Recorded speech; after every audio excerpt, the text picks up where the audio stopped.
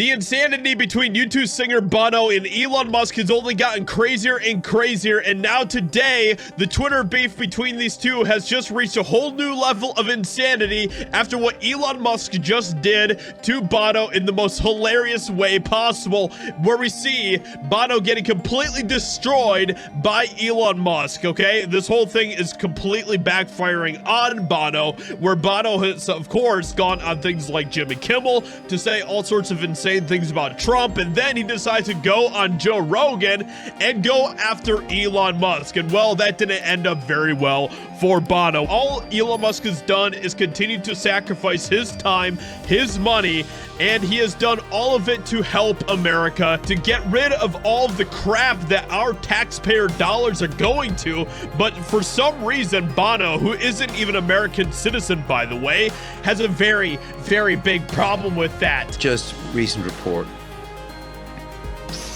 It's not proven, but the surveillance enough suggests 300,000 people have already died from just this cutoff, this hard cut of USAID. So there's food rotting.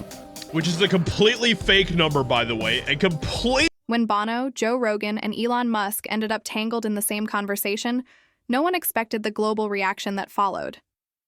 This wasn't just a clash of opinions, it was a storm of ideology, data, and public influence.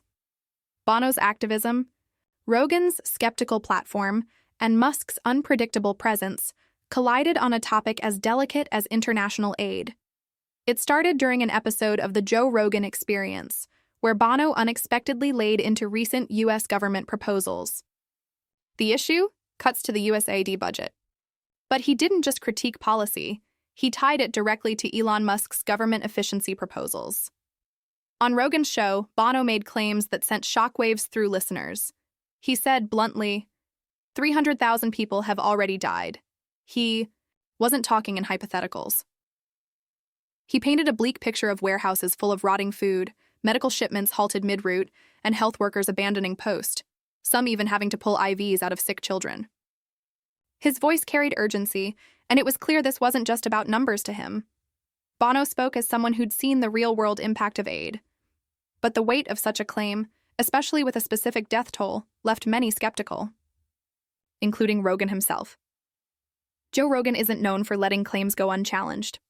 He leaned in, questioning Bono's data, sources, and emotional tone. He didn't entirely dismiss Bono's concern, but he wasn't convinced either. Rogan brought up comments made by Elon Musk, referencing Musk's statement that if USAID were a private corporation, it would be delisted and its executives jailed.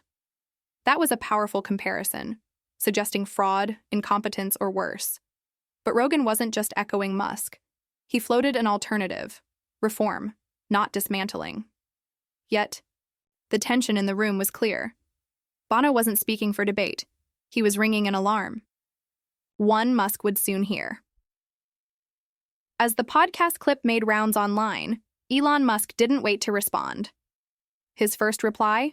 A tweet mocking Bono's intelligence, written with signature snark. Then he doubled down, tagging a South Park episode infamous for ridiculing Bono.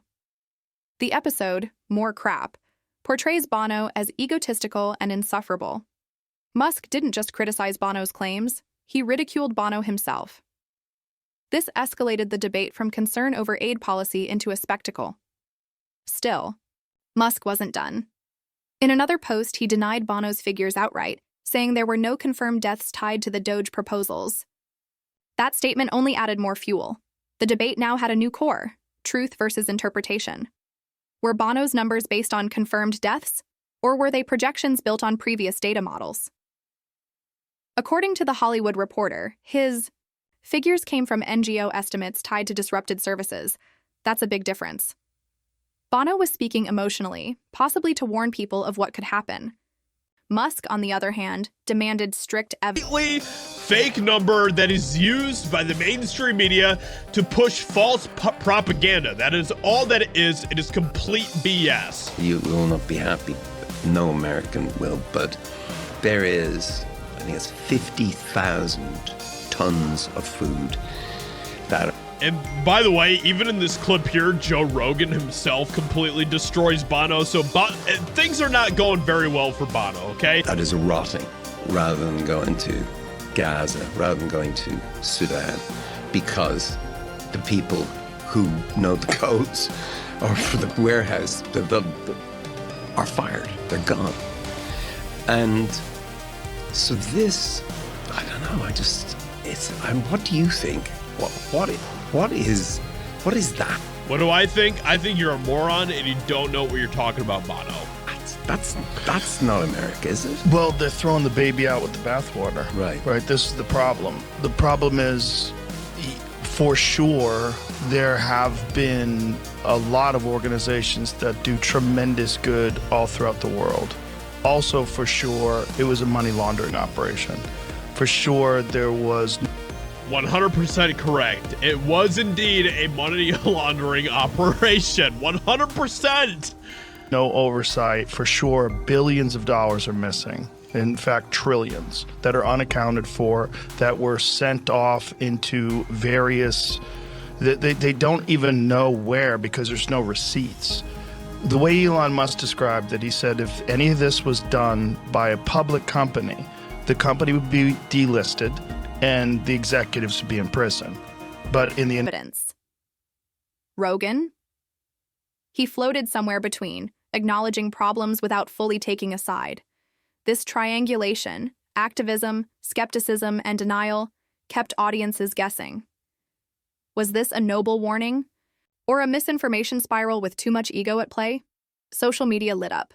Fans of Bono praised his courage, calling him the only one speaking from experience. Rogan's supporters said he asked the tough questions no one else would. Musk's followers flooded comment sections with memes, calling Bono out of touch. The debate over aid policy became a personality war. Was this a genuine humanitarian discussion, or just another example of pop culture swallowing serious issues? Threads debated ethics. Influencers weighed in. Commentators dissected tone more than facts. What should have been a focused policy debate turned into a media circus. But the consequences of it might be very real. While the online storm raged, aid workers gave quiet, grounded responses. Several organizations confirmed disruptions, not from Doge directly, but from government transitions and staff losses. Some clinics had closed, shipments had been delayed. It wasn't a catastrophic collapse, but it was measurable. One volunteer spoke anonymously saying, "We've lost time, and time means lives." The gray area between Bono's worst-case scenario and Musk's denial started to widen. Data was incomplete. Truth was fragmented. But the suffering? It was quietly unfolding. And for those on the ground, tweets and podcasts didn't mean much compared to the sound of a silent phone. What happens when three global voices weigh in on a delicate issue without clear facts? Influence becomes distortion. Bono had good intentions, but were his numbers responsible? Musk had data, but was his tone reckless? Rogan held the mic, but was he prepared to navigate the complexity? Each figure brought more noise, not necessarily clarity. The bigger question emerged: who gets to define truth in the age of platforms? Was Bono's drama necessary to save lives? Or did it distract from solving real problems? With millions watching, these three figures were no longer just personalities. They were now interpreters of policy. This wasn't the first time aid policy stirred controversy. For decades, governments have wrestled with how much to give, who to give it to, and how to ensure it works. Critics have long accused aid agencies of waste. Others say cutting aid is an immoral act. Bono has spent years on this battleground, walking halls of power and refugee camps alike. In the United States, this is standard.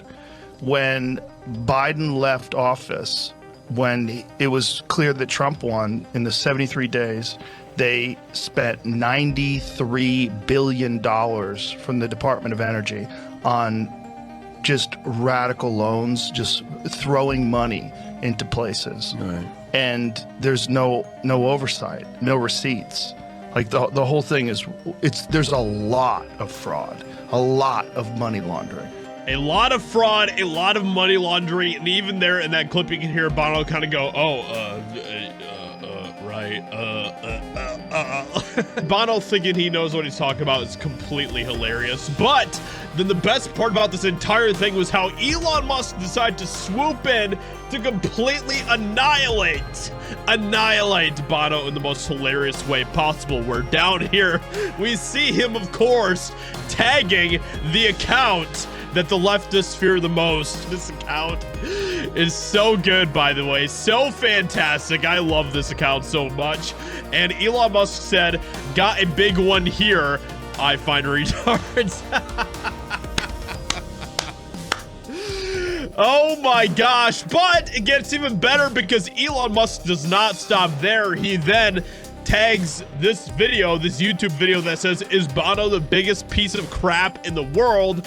And he says, Bono. And this is from South Park. This whole thing is absolutely fantastic. Elon Musk stays winning, Bono stays losing, and that is exactly what Bono has decided to choose to do. Everything has just turned into a major backlash for Bono, and we can see Bono going the way of Bruce Springsteen, where he's going to be losing gigs, ticket sales, and all that type of stuff when he's pushing this type of nonsense. And well, he kind of deserves it. So with that being said, let me know what you think about this in the comments below. Hope you guys enjoyed. Leave a like, subscribe, and I'll talk to you all in another video very soon. Musk's Doge proposal didn't come out of nowhere. It was part of a wider effort to streamline federal spending. But when a rock star says lives are at stake, the conversation changes. And when a billionaire mocks that claim, it explodes. Despite his controversial style, Rogan wasn't taking sides lightly. He gave Bono the floor, but also challenged him. He quoted Musk, but questioned him too. That neutrality, or indecision, sparked criticism from both sides. Activists accused him of platforming dangerous rhetoric. Musk fans said Rogan gave Bono too much space. And Bono's supporters wondered why Rogan hadn't done more to back up the urgency. The podcast episode became a flashpoint, not because it solved anything, but because it reflected a fractured cultural moment. Everyone was talking, few were listening, and even fewer were responding with clear, coordinated action. The media frenzy spilled into mainstream outlets. CNN hosted panels. Fox News called Bono Hollywood elite. MSNBC invited an economist to explain the Doge framework, only to be interrupted by a segment on Taylor Swift's rumored new album. The absurdity was painful. Somewhere between tweets, sound bites, and late-night jokes, the original issue, lives lost, aid delayed, got buried. Even Bono seemed overwhelmed. In a follow-up interview, he said, "I don't care about the feud. I care about the food." But by then, the headlines were writing themselves. Bono versus Musk. Rogan's wild ride. Aid apocalypse. Or overreaction. The spectacle had swallowed the story whole. In the following weeks, pressure mounted on Congress. Petitions circulated, demanding transparency on Doge cuts. Protesters gathered outside USAID's Washington headquarters. A cites whistleblower inside the agency claimed certain proposals had been rushed through with zero humanitarian oversight. That leaked memo hit the press days later, confirming delays to malaria vaccine shipments and a halt to clean water grants in northern Kenya. Suddenly, Bono's claims didn't seem so far-fetched. The number 300,000 still lacked verification, but the suffering was no longer abstract.